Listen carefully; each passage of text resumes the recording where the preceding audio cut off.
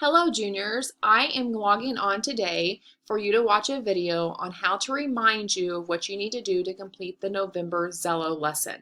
Some of you think that you have it completed, but some of you have only completed the assignment part and not have done the lesson that you should have done before you did the assignment part.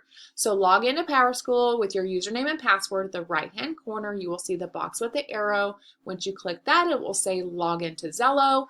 You will see a page similar to this. This just happens to be mine. When you scroll down to the right-hand side, you will see November Xello lesson number 1. I'm going to click on that lesson. I'm going to click on the document. It's going to download.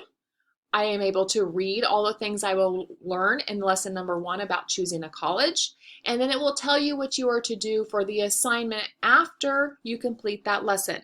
When you are finished with lesson number 1 on choosing a college, please complete the assignment by telling me, what are some colleges that you're interested in attending and why? Is it affordability, the majors, or the location, etc.? If you don't want to go to college, what is your plan or idea?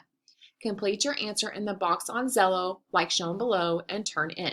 I'm going to exit out of the instructions.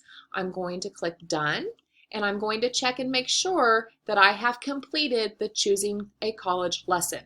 If it is completed, it will have a green circle with a white check mark.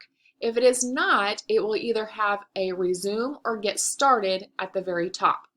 You can see that I'm 25% of the way done because there are 4 lessons and the only one that I've needed to complete it is choosing a college. Once that's done, I click on the November Xello lesson and I need to unsubmit this so you can see what it looks like. Type in your answer here, turn in, and then you will be finished. Please let me know if you have questions. Please get this done as soon as you can. Thank you and have a good day.